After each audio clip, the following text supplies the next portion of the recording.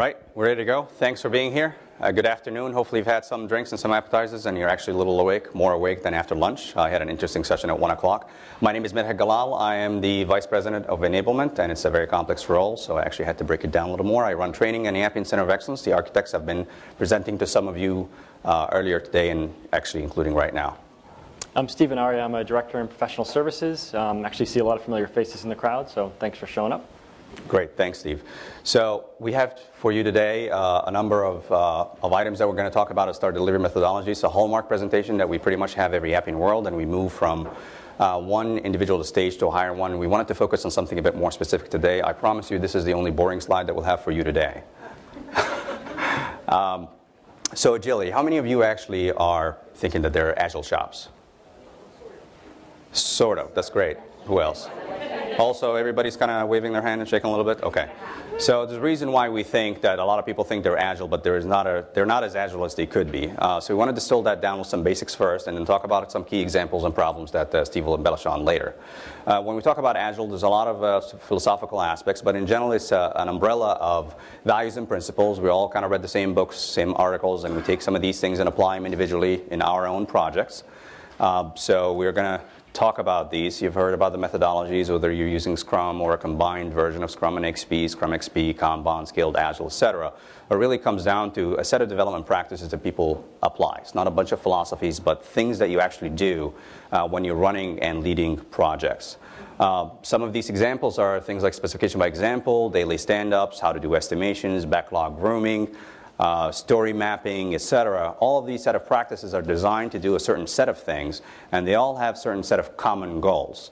Everyone strives to achieve speed, quality, adaptability, reduce costs, and transparency. Everybody likes to think that they're trying to strive towards that. But the point behind the practices underneath all of these values and principles is to try to achieve those. And it comes down to certain simple philosophy. There are 4 actions in terms of planning, doing, checking, and adjusting to increase that feedback loop. The only way you know how to adjust and adapt and speed your delivery cycles, whether it's on a technical side or on a business side, is to get that feedback loop to work for you very well. Now, this is the essential set of elements in order to get a faster feedback loop. The 4 distinct stages are very quick. But what we try to do is to shorten that life cycle of getting that feedback. How many of you run Agile this way? Sprint 1, development, Sprint 2, development, Sprint 3, development, Sprint 4, testing. Raise your hand. Seriously? The rest of you are awesome. You should just go. What we typically see is actually a waterfall-ish kind of sprint running. You do a lot of development sprints, and then you do a UAT sprint. Now, the feedback is kind of delayed gratification. At the end of it, you find all the problems. That's not the point. That's why the circle kind of went from big to small, trying to simplify and reduce the life cycle between doing and getting feedback to do that. And then you apply that and multiply it by the number of practices underneath the umbrella of Agile, and get to do these things fairly fast to get feedback. So instead of things like weekly status reports or monthly executive status report, you do daily stand-ups. You get a fairly accurate measure of how progress is going on a project. Most people just practice these and to understand how fast they're going. Additionally, it's not the only practice that you have, but also having integrated development and quality assurance. Within the same sprint is one of the things that you really ought to do. Development and quality assurance are tied together. You do development, you do quality assurance as immediately as possible after that development. And furthermore, even to shorten the life cycle of feedback quickly, when you do development, especially in software engineering as well as our application, you want to get that feedback as soon as you build something, including not even waiting for testing, but getting someone else who's an expert to even put a second set of eyes on the work that you've done to get that feedback faster before you actually send things to development. And this is why Agile is very challenging, because it's proven today that it's not a silver bullet. If you look at the statistics, you can read all the articles, more than 90% of projects above $10 million are actually not successful. Now, while the success is 10% or less, then others are challenged, they're delayed, they're increasing the scope, but 41% are just complete utter failure. Now, why is that? That's why Agile is actually a challenging thing to attain. Ken Beck actually said something that Appian took a chapter from that and tried to apply it in the way that we deliver Agile approaches, star delivery methodology, the way that it is meaningful to increase that feedback loop and tie it very well together with the software that we have in place. It's the reason why a lot of Agile practices don't fail. They take the book, they figure out what the best practice is, and take it as it is and apply it in their case. What Kent is saying is that actually that does not work. You have to tailor the Agile practices to the way your organization works. Or you've got some interesting questions in my 1 o'clock presentation before. How do you set up BPM COE? Is it an IT? Is it a separate group? Well, that's where the differences are. You can't just take the Agile practice and apply it, disregarding all the different variations of cultures, speed, experience, procedures, policies, and technical practice that you have in place. You have to actually tailor that to work for you. And with that, I hand it over to Steve to talk about some examples. Okay, so as Medhat just talked about, I think we firmly believe, and especially through looking at our implementations over the past couple of years, that there's no cookie cutter or one standard way to do Agile and do it well. This idea of a theory of Agile or a one Agile way to do things just doesn't work. That's why when Medhat talked about all these failures, why is an Agile saving the day? I think it's largely because people aren't maybe thinking through what it means to tailor for your unique situation. So when we work professional services, it's interesting because we work with there's a lot of folks in this room we've worked with. I think every company we've worked with has its own distinct culture. And there's certain things that given that culture or given maybe some of the constraints they have that will work, and there's certain things that won't work. So in professional services, we spent a lot of time kind of looking at the way we were doing things and stepping back and trying to redesign a lot of our methodology over the past couple of years. So as far as the way we approach things, we're going to talk about that now a little bit of philosophically we've tried to change for the past couple of years, and I think it's actually proven successful for us. Hopefully a lot of the folks in the room would vouch for that. I think a lot of faces in here are people we've worked with actually in the past year or so doing these exact things. So one of our first, I guess this is more of a principle-based theory in PS, is we take a playbook approach to the methodology or to the practices. And so what does playbook approach mean? Well, it means it's similar to if you watch any kind of complicated sporting event, let's just say football. And I'm sure everyone here is a big football fan. Probably the New England Patriots is your favorite team. There's some State Street people back there I'm hoping will back me up. If you ever watch football, there's a lot of things that need to be improvised on the playing field. There are things you can't predict that you couldn't necessarily prescribe the exact way a play is going to turn out.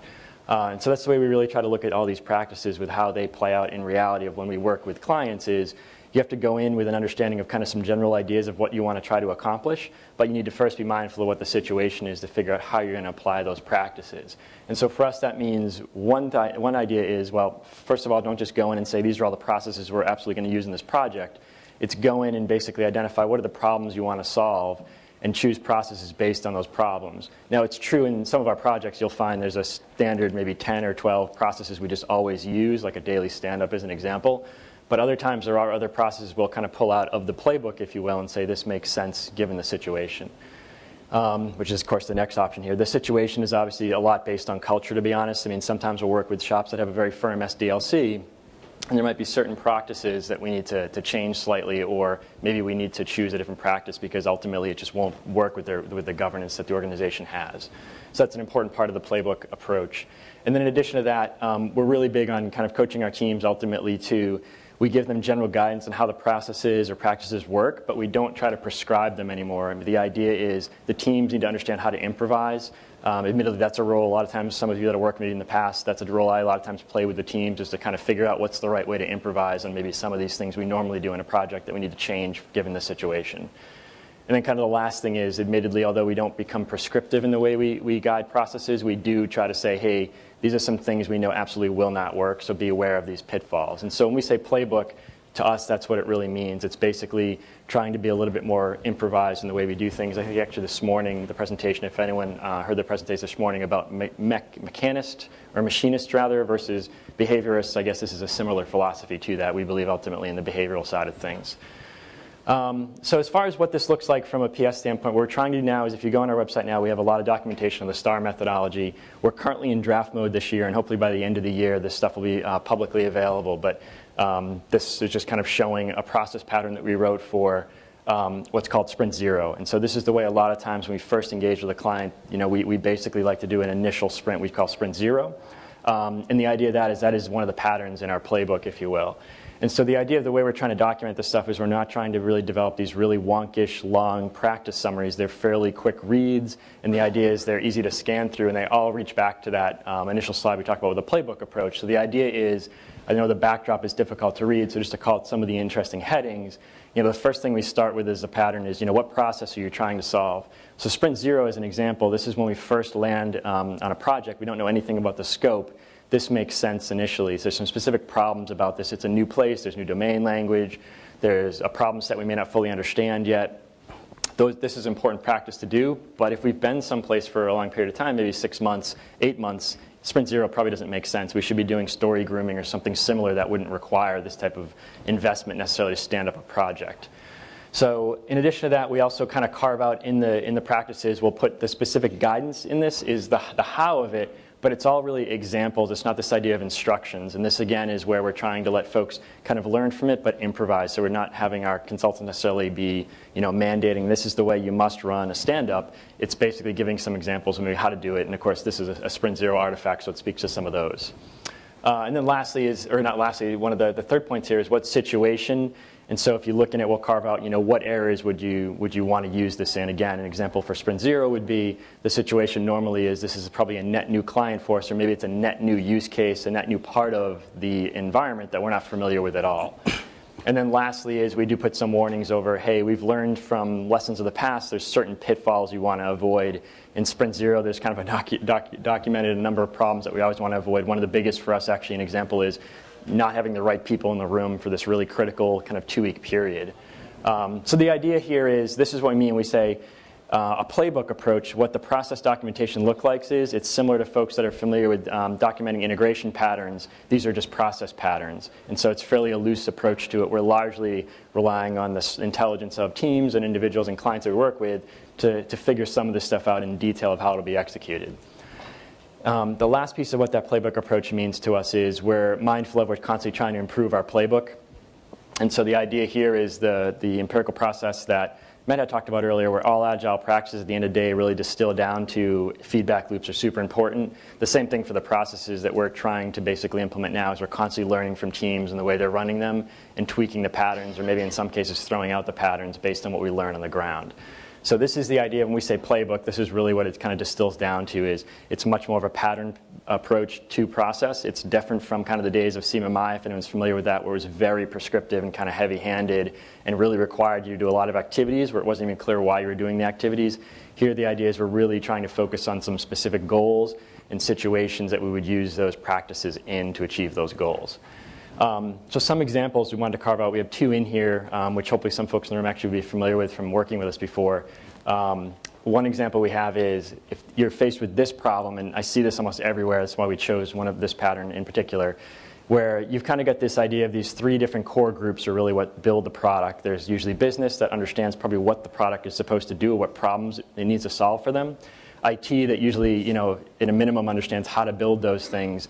And then usually there's a QA group or someone that wears that QA hat that understands how to test it to figure out, A, does it conform to specifications, but B, does it conform to expectations?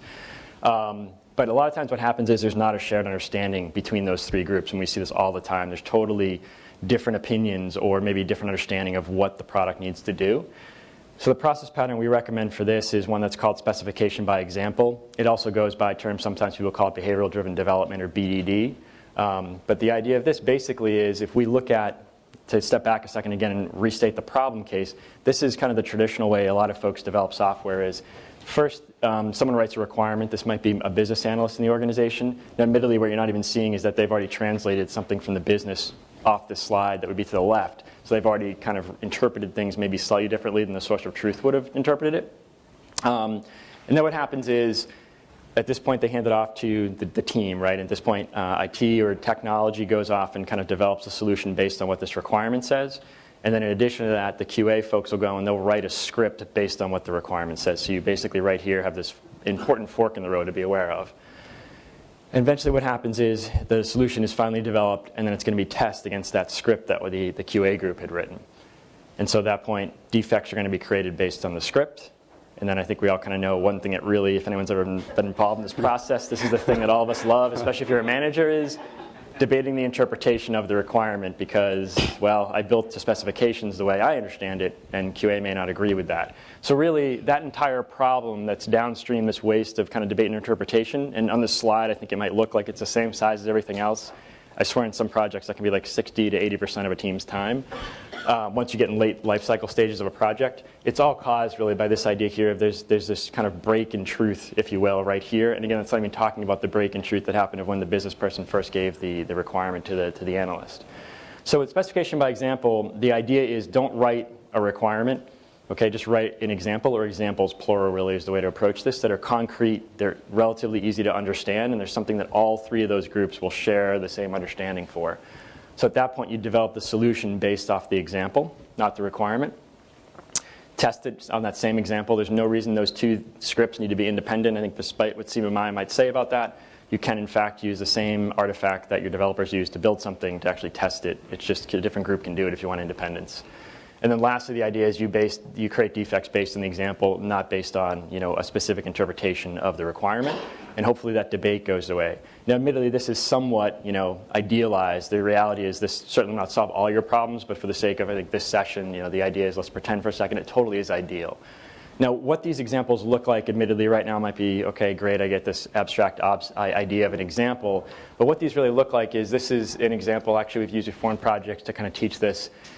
If you have, a lot of times in our application, we'll build applications that have default approval rules, because approvals sometimes turn into a lot of excess work for supervisors or managers or folks maybe that make a lot of money that shouldn't be wasting a lot of time doing approvals for things that are mundane. Not saying I like approving timesheets, but I would love it if I could default approve those. So the idea here might be is if you have these different roles in your organization, you have an account management role, you have an operations role, and you have a legal role, the idea of this business rule might be, hey, you know what? We're going to basically say after 7 days, let's just make it default approve, okay? There's no need to kind of wait. I don't want someone to have a job to have to go and hunt down these people to approve things. Just force it to default approval. And let's say the review period is going to be 7 days, okay? So this is laying out the example in a tabular format. Some folks might have been taught this. This is just a truth table. It's also called a test table, right? This isn't anything that complex. Then the idea might be is that basically the rules are going to be as soon as it goes past that 7th day, review day outstanding, at that point what we're going to do is default approval happens, at least in the case of account management and in operations. Legal, at least in this mocked up example, the idea is they're too important for default approval to happen. Let's just say this is a contract review. So the idea is at this point account management and operations have lost their ability to influence things, but legal, it's not going to default approve. So this is a very simple example, but the beauty of getting the requirement written this way is this is written in a language that everyone understands, but more importantly is as you look at it with business, people that have testing mindsets and folks that have development mindsets, hopefully putting in this crystal clear language will lead to some good discussion that will really get to what a lot of folks tend to call edge cases. And those might be things like, hopefully someone in the room, probably a developer or QA person might say, well, what happens if one of those days is a holiday, right? Do we need a separate rule set for this now, right? And I know this is, this is stuff we all kind of have lived when you really start to dig down of what looks like a simple requirement. Sometimes these things can quickly balloon into some fairly complex business rules. And then maybe someone else says, well, this is one we see a lot, is what happens if there's actually someone that's a member of both groups? So what happens if they're a member of legal and account management? What's the default rule behavior there? And so the idea of putting it in this format is hopefully it's succinct enough, it's clear enough that there's going to be one interpretation, but then also you can really flesh out some of these nasty rules that sometimes usually developers are the ones that end up kind of hitting this stuff head on, or a lot of times you're running out of schedule, maybe the developer kind of ignores it and just says, it's written to spec, pass it down the stream, and then the QA person has to deal with it because they find all these nasty bugs, and then the schedule goes late. So this is the idea of a spec by example. Another example, so when to use it, I'm going to kind of move quickly through these, but just to give you an idea, one reason to use this is if your requirements include a domain language. This is very useful because a lot of times the domain language might be specific to business. IT might interpret a lot of those words differently, so this is a way to get it just crystal clear in front of everybody. Another reason is that hopefully if the business stakeholders have limited time to assist, this is a way you can write this quickly, show it to them, try to get them to follow the issues with it, hopefully no more than an hour, and then at that point you're not taking a lot of their time to really derive what the requirements are. And another example you might use it is when the requirements are ambiguous. This is a good way to really flesh out what exactly the business is asking for. As far as what to avoid, the examples we have in the process pattern for this is designing these in a non-cross-functional group. So the idea here is the benefit of having those three different personalities or those three different mindsets looking at it really makes this a rich requirement or a rich example. So don't do it with just developers or just business doing it. Excuse me. Another thing to avoid is a greenfield approach to writing the examples collaboratively. So this is the case where don't ever kind of bring all these people into a room and just start whiteboarding it out. Ask one person to write a draft ahead of time, and that way it's just easier. It's going to take less time for everybody. It's easier to look at a bad thing and correct it than it is to write from scratch and also simultaneously try to correct it. And the last thing is don't use acronyms and examples, right? This is the simple type of guidance we try to put in those process patterns. So that you guys get the idea. This is kind of some of the stuff we're trying to change the documentation for STAR and change the way we do practices to work. Another problem we see a lot is, this is funny, as the world's kind of run to Agile, this idea of working out of these flat backlogs. I don't know if anyone's jumped on a project midstream and they're given like this Excel spreadsheet that's like 800 pages of user stories. And it's like, here you go, we're Agile. It's like, great, I have no idea what any of these are. And it's like wonkishly boring to even try to read these user stories. What that leads to a lot of times is products, as a result, they really have bad user experience, and they're also really disjointed because everyone's kind of lost in the leaves of these individual stories and no one's thinking big picture. This is one of the things I think Agile is, done poorly, has been a result of. So the UX community, the practice they really kind of forced to the forefront is this idea of story mapping. We do this on a lot of our projects. We think it's a great way to kind of stand up a backlog in a way that's more UX focused and gives you the idea of what the entire scope is, than rather than kind of dealing with this Excel spreadsheet of just stories listed out. So the idea of the backlog, this is a this is a very simple example that's mocked up of my daily routine, if you will. And the idea is you kind of just take your stories and collaboratively work in a small group of folks that represent hopefully business, IT, and testing. And from left to right is going to represent time in whatever the process or the application is you're building, and your details can decompose forward. So the idea is if I'm doing this for my morning routine, my high-level process, or folks that are kind of into like the level 1 of my process, probably more level 2, might just be, I'm going to wake up, I work out, take a shower, dress and groom, eat breakfast, make lunch. These are kind of the high-level steps I'm going to go through. And so the idea is get everyone on the same page first, what those high-level steps are, and then just basically dig out the details. There's a snooze alarm story in the application I'm going to build for my routine. In addition to that, I'm going to go through these steps of dressing, brushing teeth, driving to the gym. And you get the idea. You can kind of decompose these things and really build out in detail. Now, admittedly, this is not an application we would build. It's just a generic idea to give you an idea of how you'd put these stories up here. But what it represents is what ends up happening is your top-level flow really becomes your big steps, or really what they are in the world of Agile. A lot of times people call these epics or just big stories. And then really what happens here is these become your small stories. So the great thing of this is it's a relatively quick way to build a backlog. And everyone in the room understands what the backlog is because you can start walking a wall. If you can picture this kind of laid out across that wall, there's a lot of good collaboration that happens there. And eventually you do move it into a digital format, or you might do it digitally to begin with. But the idea is it's a great way to collaborate around what the scope of what you're going to build is and get everyone on board initially. It's a lot better, I think, than just kind of working these little small pieces of a project, or better than necessarily working off kind of an Excel spreadsheet, if you will. This eventually will go to a flat backlog, but the idea here is it's something that's more UX focused.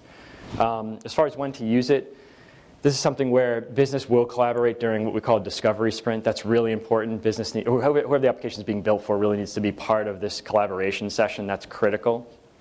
In addition to that, the project will accept this idea of an agile approach to project discovery. If you want to really have a long upfront requirements gathering session, that might be like something that lasts 3 months or 6 months or something like that. This might not be the tool to use in that case, because the idea of this is it's very quick. You're trying to build this stuff and stand it up in about 2 weeks. In addition to that, co-location is available. This admittedly is not something that works great if you have to use geolocated teams. So if there's a way to co-locate folks together for the period of time you do this, that is a really important thing. It actually adds a lot to the chemistry of the team, to be honest.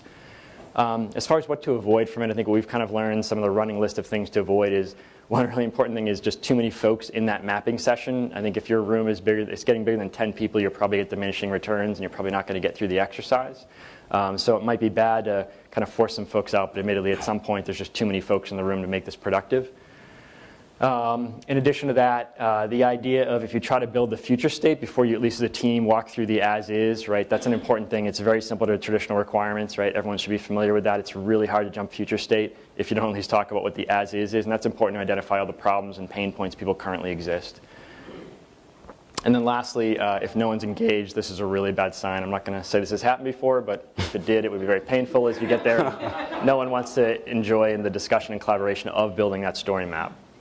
So with that, I'm going to pass it on to Medhat to kind of wrap it up, and then hopefully have some time for questions. Great, thanks, Steve. So I think we gave some great examples here of some of the areas where a lot of the trickiness in having common understanding. Actually, I touched upon that with the learning path in the 1 o'clock meeting as well. It's very important that everybody's on the same page, because regardless of the skill sets of the people that you have, whether they understand the product very well, if they don't understand the business requirement and kind of run together in sync and get that feedback loop to be extremely fast, what usually happens is there are always delay and rework, and delay and rework means expanded scope, change scope, more risk, technical risk, and business risk as well. So we've kind of structured our PS in 2014 in general to align with these different ideas of how to run really effective Agile teams to achieve that 10% that we talked about earlier, and how we've adopted our Agile practices in the playbook to what we've seen and matches our products. So here are kind of the jobs that we think we need to get done, especially for customers that are acquiring Appian net new. We want it to be able to deliver capabilities and business features extremely fast. That's where Sprint Zero really comes in handy, because it boils down to understanding what business needs to do and do it extremely quickly and realize the value of the software that you paid so much money for extremely quickly. And for that, we have the acceleration team that their main job is really to get going, get on the ground, understand the requirements, work with the teams, work with business stakeholders, understand the scope and the time horizon for what needs to be done in a few weeks, and actually launch an application production. But that's not the only thing that needs to be done, especially if you're talking about mission critical applications that span multiple servers that need to scale. There are very little downtime. Recovery points need to be well understood and well managed and scaled. For that, we think some of our customers need expertly assist services to install these complicated environments if you so choose. And for that, we actually have system services team that their job is to kind of get ahead of everybody else. You know, the last thing you want is an acceleration team to get on the ground, and it's a hurry up and wait. The environments are not available, hence they can't start. They're waiting on the environment, so they're trying to embellish the stories, and then everybody's kind of locked, no lockstep here. Last but not least, of course, because everybody's trying to adopt Appian and also understand how to work extremely well with it, we figured out that we can carve out part of our services that is solely just for enablement, making people really understand how to work with the product extremely well. It's great to have Agile practices in place. It's great to apply these practices to achieve these goals of speed, transparency, and high quality. But without really having the people learn how to apply these principles and practices against a product that they're working on. Obviously, it's not greenfield because you're not building software from the ground up. Enablement is extremely important, and covered that in an earlier presentation as well. So we offer that through both an enablement service line, that their job is to coach and help people shadow the expert teams or acceleration team on the ground to understand how to implement their own and hopefully inspect and adapt their own efficiency game and speed up the feedback loop while learning the product at the same time. And of course, it always starts with training. So what this really means also from a timeline standpoint, borrowing from Steve's slide, is usually you will get a team on the ground. If you're on premise and not in the cloud, it's not a zero-star cost. You have to get the software, download it, install it, configure it, the web server, the app server, the database, and so on. And sometimes that may be the key to getting the team on the ground to start, kind of hit the ground running immediately. So the system services team does that. And then you get kind of the number of people that will interoperate in a project, whether they're IT stakeholders or designers, those who will build the applications, to take the appropriate level of training, depending on the role that they're applying, to make sure that when they hit the ground running, the acceleration team actually hits the ground running. That common understanding problem is extremely narrowed, or at least reduced. And that's at that point when the team goes on the ground and starts building those rapid applications fairly quickly, deployed very fast.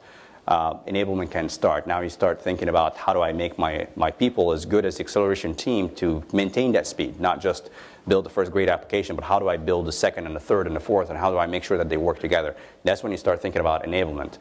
Whether you're enabling your own staff or partner staff that you're working with, it's a great way to align our services this way. So that's how we layer our services offerings in a way that you would want naturally to implement Appian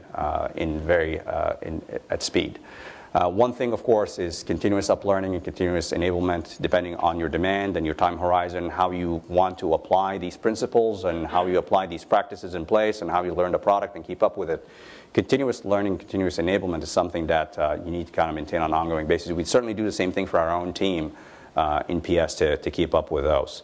So obviously all of these sequences, depending on what your goals are. Are you just want someone to keep building applications really fast for you, or you want to start small and then enable your teams really quickly? It depends on your constraints and demands and what you're trying to achieve from a business standpoint, but it kind of starts there before we kind of lay out a schedule together. With that, we hopefully left enough time for questions. Usually at yes, please. A couple of questions. One is a short one. The domain language and then the domain-driven design. You repeat the question? Sorry, yeah, I'm sorry, can you repeat the question? The phrase domain language, you meant Oh. No, domain language to me, I mean, it's largely just there's a specific language. So technical teams normally use this, or work a lot of Java developers, right? They have their own language that usually won't necessarily make sense to someone that maybe is a pure business analyst, right? Or a pure accountant, I should say. So domain language in that case is just, it's kind of like a tribal language that's established based on the group that is an expert in something, right? The subject matter experts have their own language vernacular, if you will. Jargon. Yeah, jargon. Exactly. Like actually, acceleration team is a domain language of ours, right? We have to explain jargon. it here. Yeah. Right. Jargon. is these examples, the granularity, and it makes sense, and you took out the requirements, but how do you address cross-dependencies between use cases and scenarios? And that's, if you keep doing these small chunks of examples, then you might have duplication or proliferation. Yeah, so if I understand the question correctly, it's more of when you're doing like an initial stand-up of a design, right? So the idea of what architecture fills the role of, correct? We're not saying don't do architecture, we're not saying don't spend time on that. I mean, essentially that stuff would fall under more of maybe if you're doing a really large capability build, there might need to be what we would call program discovery, and you're at least going to think of this stuff still at a high level, but you're going to try to figure out where dependencies are. Now, in addition to that, there is, when you start getting multiple Scrum teams building things at once, you still need to have this program level view of those teams so that somebody is having a holistic view of what they're building, right? The challenge of Scrum, I think, in some ways, the teams get hyper-focused on the runway view, right? They're constantly thinking in these 2-week chunks. So you still need a program layer that's, again, where architecture normally fill the role, where they can see, what's the overall thing we're building and how does this all interconnect. Part of the way we recommend that, one practice we do have is we do recommend reviews still happen. In fact, we do this at Appian, where MedHat's team actually does reviews for a lot of things our teams build, because they have a more holistic view and they can oftentimes see where maybe the team went far too narrow and focused on something when they should have built something that has a little bit more capability that's reusable or should be refactored to have that. So one way is to do is through kind of real-time reviews, if you will, to prevent that stuff from being built in a fashion that doesn't take on the dependencies that exist elsewhere. I think dependencies can both be scheduling dependencies and admittedly reusability. I think I answered it more for reusability. And that holistic alignment, that's an important track. Yep. Yeah, it's not mentioned these examples, but we wholeheartedly believe in it and do things that way.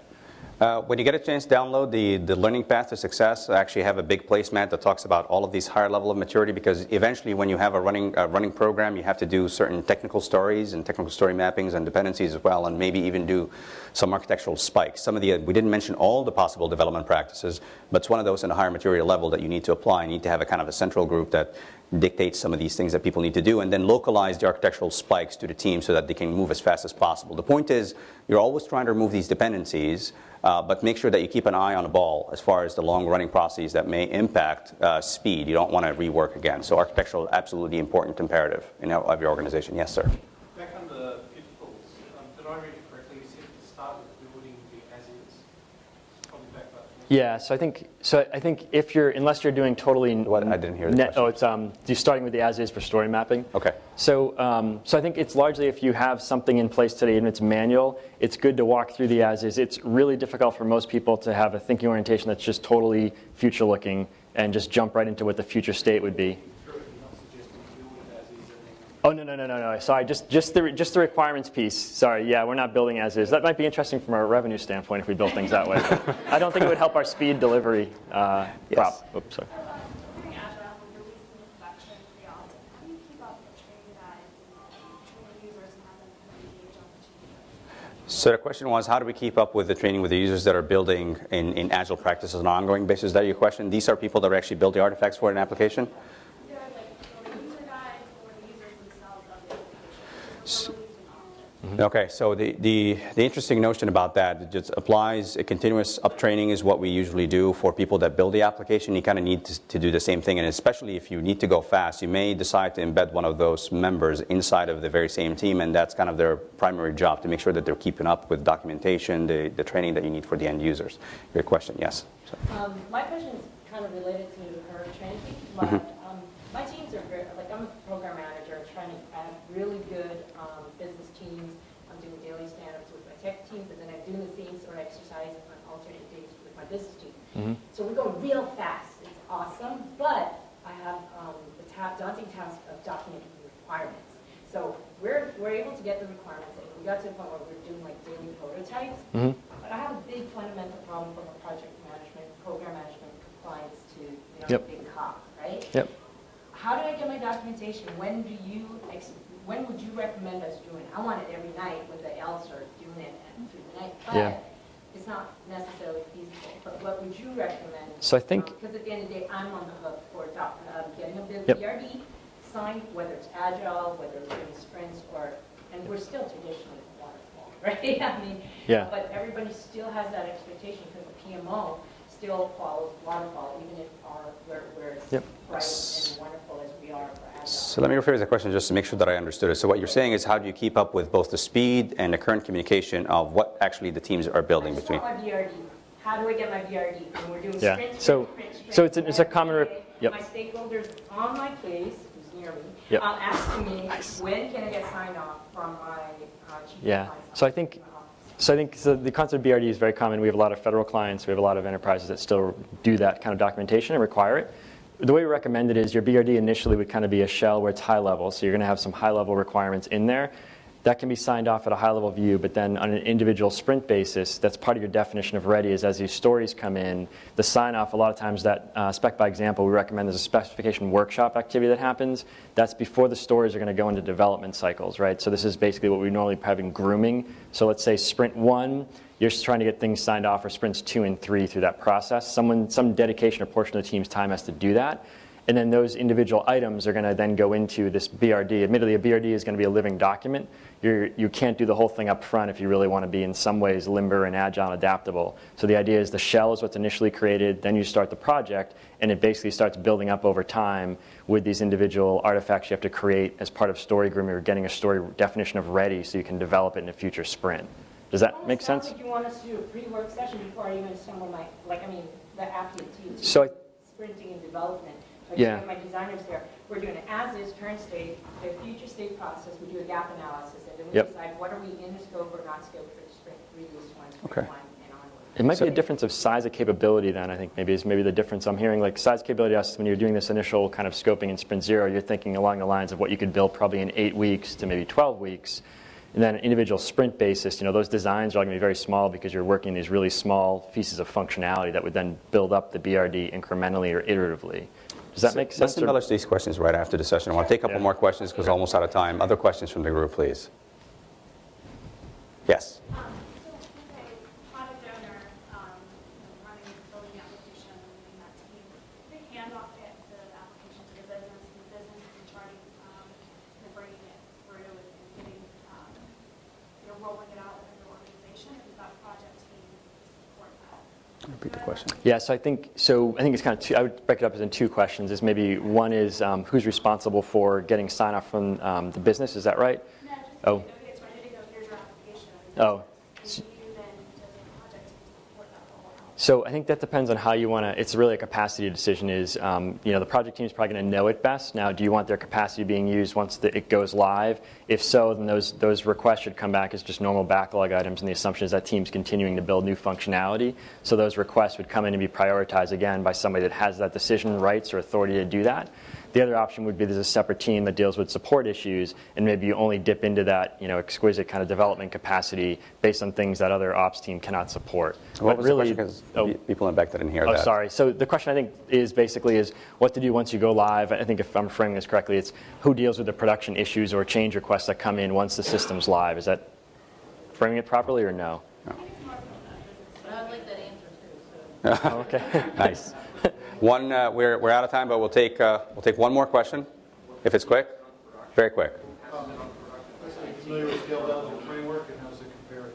Yeah, I think so. It's a methodology from our standpoint, so it certainly is something we're all familiar with. And I think as far as how it compares to this, we're mostly focused really on individual practices you might pull in and use in different ways. So I think they're complementary, but they're not. Yeah. So a question on a scale to Agile, we actually apply some of these development practices. Like I said, when I had this umbrella slide up front, it had a lot of Scrum, Kanban, XP, scaled Agile as well. We borrow the practices that actually achieve these goals. But thank you, it's a great question. We'll definitely talk after the session. Thanks, everybody. We're out of time. We'll talk after the session. Thank you.